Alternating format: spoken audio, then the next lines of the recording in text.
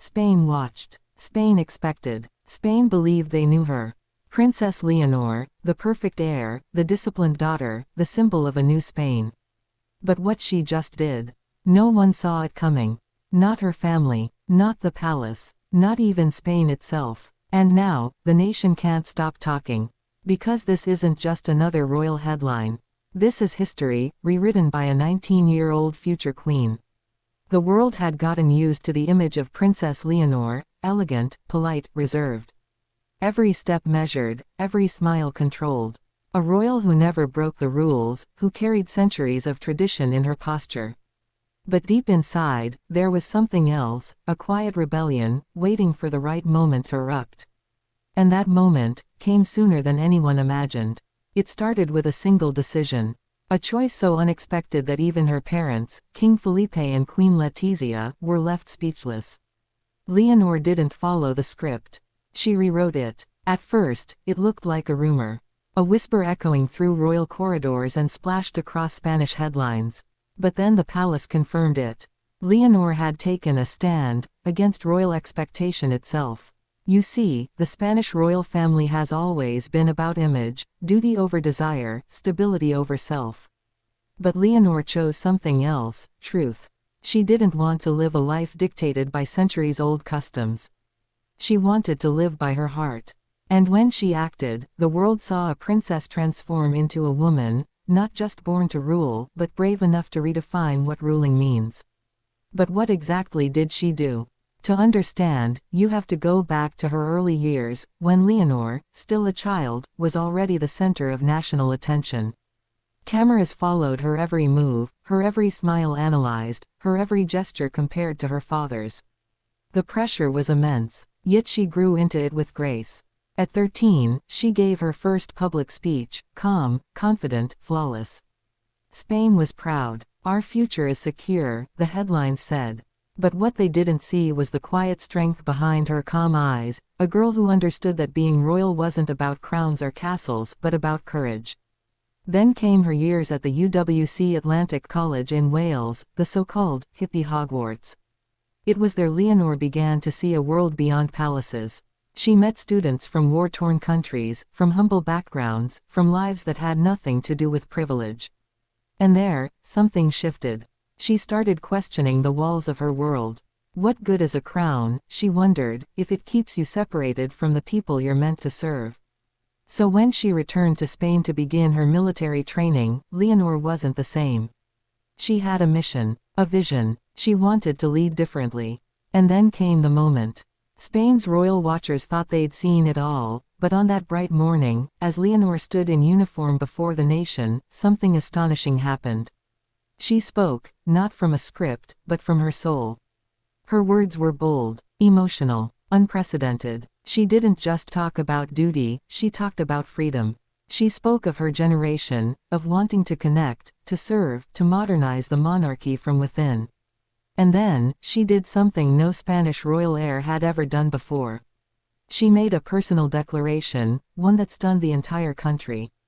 She said she intended to take an independent initiative, one separate from the crown, dedicated to youth empowerment, mental health, and environmental change.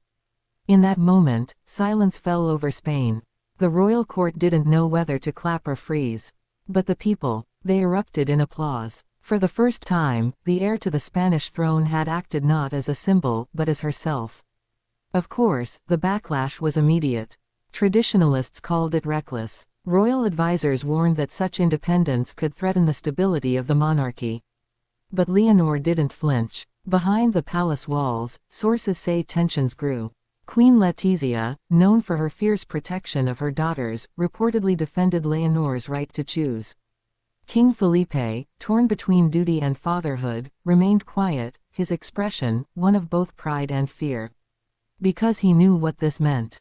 Spain's future queen had crossed a line no one dared approach. But for Leonor, it wasn't rebellion, it was evolution. She wasn't rejecting her role. She was redefining it. And perhaps, that's what Spain truly needed. For centuries, the Spanish monarchy has survived through adaptation, from dictatorship to democracy, from secrecy to transparency. And now, with Leonor, it was facing its most profound transformation yet, from obedience to authenticity. What she did wasn't just symbolic. It was generational. She spoke directly to Spain's youth, to those who had stopped believing in the crown, who saw the monarchy as distant, outdated. And in her voice, they heard something new, hope. From that day, Leonor's image changed completely. No longer the silent princess. No longer the cautious heir. She became the face of modern royalty, relatable, strong, unapologetically real. But change never comes without cost. Inside the palace, the air grew heavy. Meetings stretched into late hours. Advisors whispered. The press speculated endlessly. Was Leonor too bold, too fast, too different? And yet, even her critics couldn't deny it, she had captivated an entire generation. Schools began holding discussions about her speech. Social media flooded with admiration. "This is our queen," one viral post read. "Not a crown of gold, but a crown of courage." And that's when the next twist came. Weeks later, Leonor appeared in public again, not in royal attire, not surrounded by guards, but walking through the streets of Madrid in a simple white blouse, talking to young volunteers at a food distribution center. Cameras caught her laughing, carrying boxes, speaking with warmth. No titles, no protocol, just Leonor, the girl behind the crown. For Spain, it was a revelation. She wasn't just showing compassion, she was demonstrating leadership of a new kind. A monarchy that doesn't demand distance, but builds connection. It was then that Spain truly couldn't believe what they were seeing. A princess breaking tradition, not with scandal, but with sincerity. And yet, beneath all the celebration, tension lingered. Inside Zarzuela Palace, not everyone approved.